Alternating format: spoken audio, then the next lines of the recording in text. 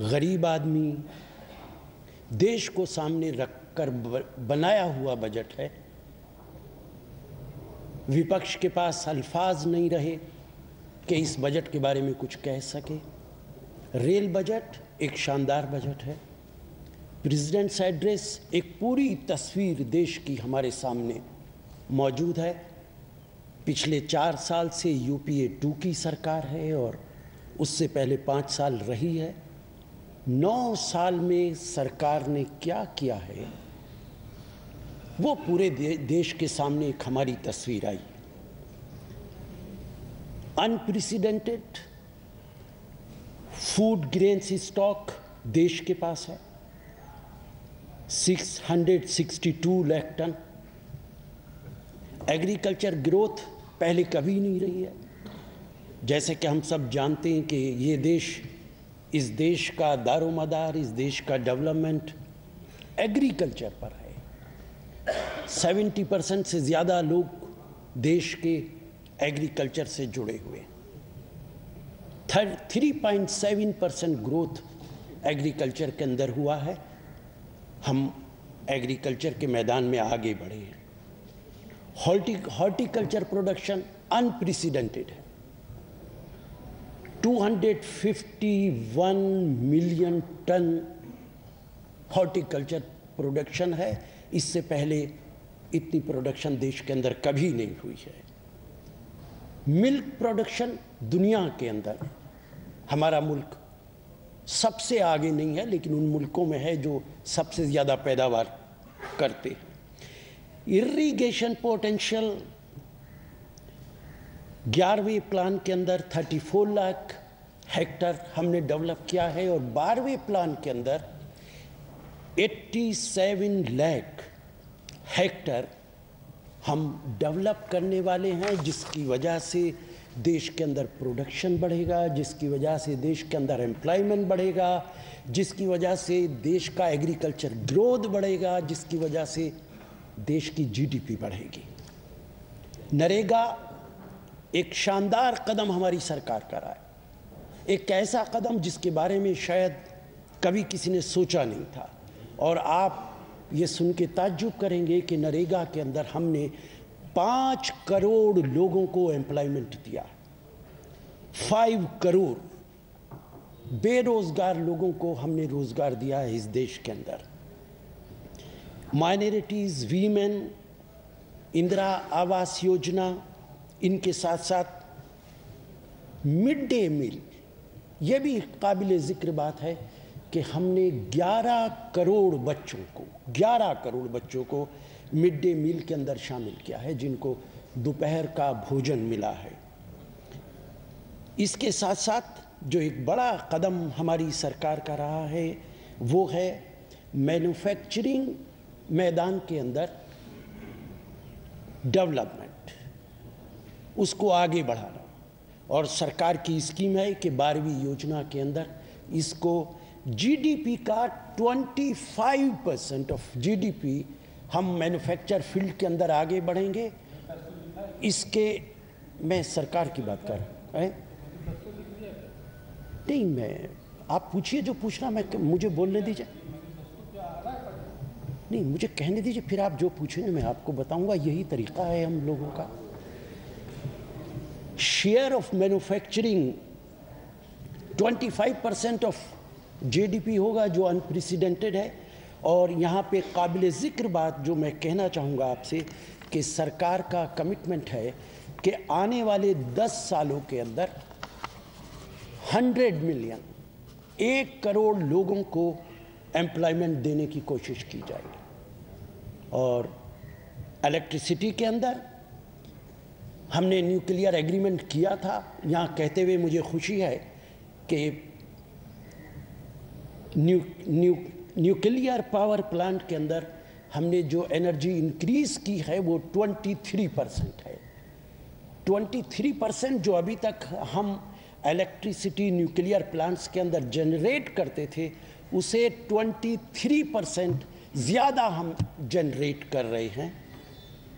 और 12वें प्लान के अंदर 88,000 अप्रॉक्सीमेटली 88,000 मेगावाट इलेक्ट्रिसिटी जनरेट करने का हमारी कोशिश होगी सरकार की अगले 12वें प्लान के अंदर।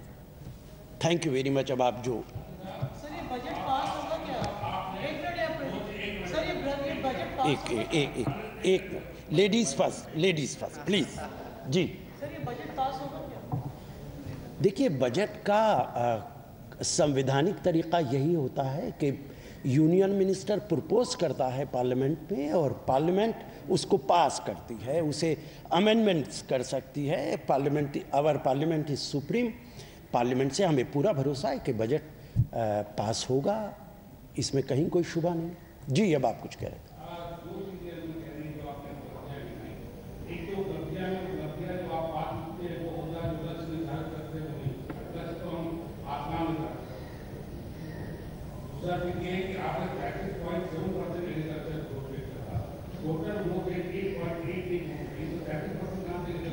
नहीं, 33 नहीं कहा मैंने, 3.7 कहा मैंने, 3.7 कहा। आई एम सॉरी, हाँ, आपको सुनने में गलती हो गई। और मैं ये भी आपसे कह दूं, मैंने सिर्फ अपनी सरकार का ये नहीं बताया कि भविष्य में हम क्या करेंगे, मैंने ये भी बताया हमारे अचीवमेंट्स क्या हैं। मैंने बताया कि नरेगा के अंदर हमने 5 करोड़ लोगों को रोजगार दिया है। मैंने बताया कि हमने 11 करोड़ बच्चों को मिड डे मील दिया है। मैंने आपको यह भी बताया कि हमने कितनी लैंड डेवलप की है, कितनी करने वाली है। मैं दोनों चीज़ें आपको बता रहा हूं, आज तक हमने क्या किया है और भविष्य में हम क्या करने वाले हैं यूपीए 3 आने के बाद। So now you are talking about UPA 3, but Rahul Gandhi says it's not his priority to be chief prime minister. Of course, Rahul Gandhi is not after any post. He has proved it. Sonia Gandhi has proved it. That is the difference between other political parties and Congress party. So in other political parties, they are fighting for post. They are fighting to become prime minister of the country. And here, our leadership, they have already sacrificed. So this is the difference. So you're saying Rahul Gandhi is sacrificing this job? It is not the question. People, workers of Congress party, they have this desire. All of us have this wish, and we are sure one day we will achieve wish when Rahul Gandhi will take over this country as prime minister. But what Rahul Gandhi thinks about himself is a different thing. He is not after any post. He doesn't want to become prime minister. He doesn't want to become minister. It is his thinking. But as far as workers of Congress parties are concerned, they want Rahul Gandhi, and I am sure that one day Rahul Gandhi will become prime minister of this country. But not in 2014. Dr. Manmohan Singh is the prime minister of this country till the new election will be held. Who will be prime minister in 2014 will be decided by the elected members of parliament in consultation with the high command of Congress party. But he's against he wants to stop this high command culture. He wants to stop this high command. Rahul Gandhi is our high command. But he says he wants to stop this high command. It is all right. It is all right. Mr. Alvi, he's Ji. asking you to stop using the word high command. He says he's not in favor of this concept of high command and he wants to eliminate it from the political dialogue. देखिए, high command का मतलब यही है कि Congress party के अंदर जो हमारी लीडरशिप है, our leadership who takes decision, that leadership is known high command. जी, और कोई सवाल और कोई बात? जी, भाई आपने अभी बोला कि Rahul Gandhi is the high command. Of course, Rahul Gandhi is our leader. He is our high command. He is the high command of our Congress There is only party. one single high command, or there will be Sonia Gandhi? Sonia Gandhi and Rahul Gandhi. Sonia Gandhi and Rahul Gandhi. They both are our leaders. They take decision. What decision they take? Decisions are final. जी, हम इंतखाबात के लिए हमेशा तैयार रहते हैं। लोकतंत्र के अंदर इलेक्शन,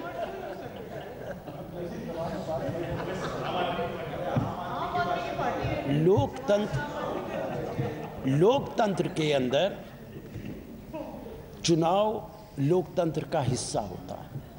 कांग्रेस पार्टी किसी भी चुनाव के लिए, वो असेंबली का हो कि पार्लियामेंट का हो, हमेशा तैयार रहती है। ये तो आपको मालूम है कि लोकसभा का टेन्योर 5 साल होता है और 5 साल कब मुकम्मल होंगे और चुनाव कब होगा।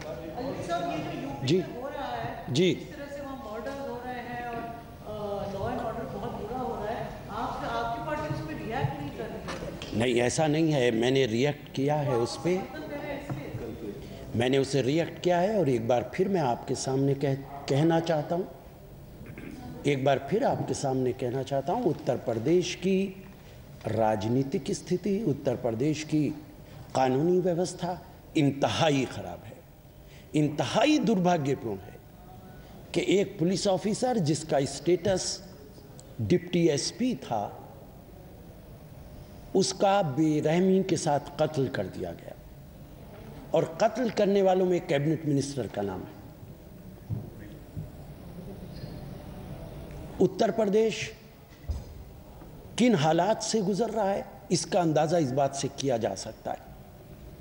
अगर पुलिस ऑफिसर्स की जिंदगी उत्तर प्रदेश के अंदर महफूज नहीं है, अगर एक डिप्टी एसपी रैंक का आदमी कत्ल कर दिया जाएगा, सरकार के लोग उसमें शामिल होंगे, तो एक आम आदमी की जिंदगी का क्या होगा इसका अंदाजा अच्छी तरीके से हम कर सकते हैं। मैं इसकी निंदा करता हूं, यह दुर्भाग्यपूर्ण है और उत्तर प्रदेश की सरकार को अपना रवैया बदलना चाहिए। उत्तर प्रदेश की सरकार को कानूनी व्यवस्था ठीक करनी चाहिए। जिस उम्मीद के साथ उत्तर प्रदेश के लोगों ने पिछली सरकार को बदला था, आज उत्तर प्रदेश के अवाम मायूस हो चुके हैं। देखिए, मैं कौन नेता क्या डिमांड करता है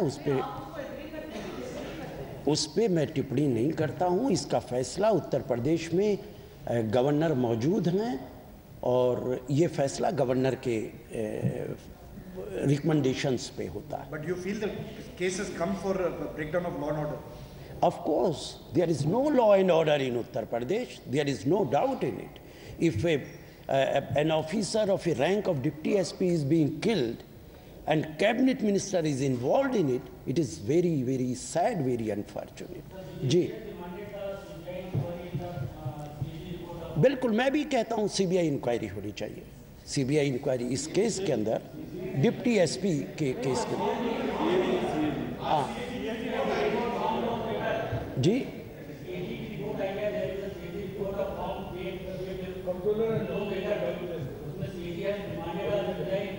देखिए, सीएजी की रिपोर्ट का एक प्रोसेस होता है। सीएजी की रिपोर्ट भारतीय जनता पार्टी की सरकार के ज़माने में भी आती थी। सीएजी, अब आप मुझे कहने दीजिए, आपका सवाल, पूरा सवाल करिए, फिर मैं आपको जवाब दूंगा। और कुछ पूछना? हाँ बताइए। सीएजी की रिपोर्ट एनडीए के ज़माने में भी आती थी। कोई मिनिस्ट्री ऐसी नहीं है जिसके बारे में सीएजी ने अपनी रिपोर्ट ना दी हो। कहाँ कमी है, कहाँ पे पैसे का मिसयूज़ हुआ है, कहाँ पे पैसे का गलत इस्तेमाल हुआ है, वो रिपोर्ट पीएसी के सामने जाती है। पीएसी जिस अधिकारी को चाहता है अपने सामने बुला के क्रॉस एग्जामिन करता है, अपनी रिपोर्ट पार्लियामेंट को देता है, उसके बाद ही कोई टिप्पणी उचित होती है। सीएजी की रिपोर्ट आने दीजिए, पीएसी को उसे कंसीडर करने दीजिए।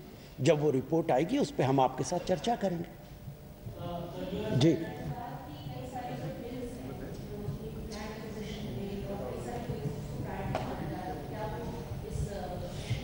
देखिए, बिल्कुल पूरी कोशिश करेंगे। आपको मालूम है कि राज्यसभा में हमारी मेजॉरिटी नहीं है, लेकिन बहुत इम्पोर्टेंट बिल्स पार्लियामेंट में पेंडिंग हैं जिनका ताल्लुक आम आदमी से है, जनता से है। सरकार की पूरी कोशिश होगी कि बजट सेशन के अंदर उन बिल्स को पास कराएं।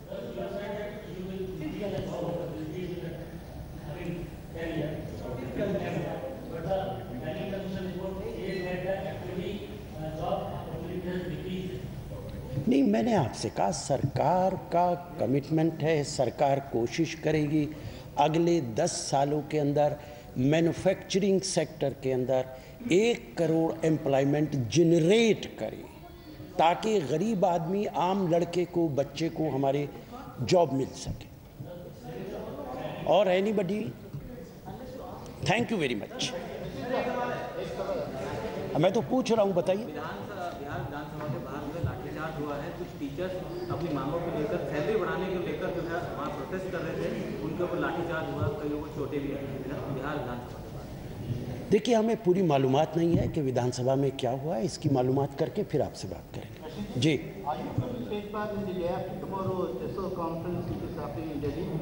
Which conference?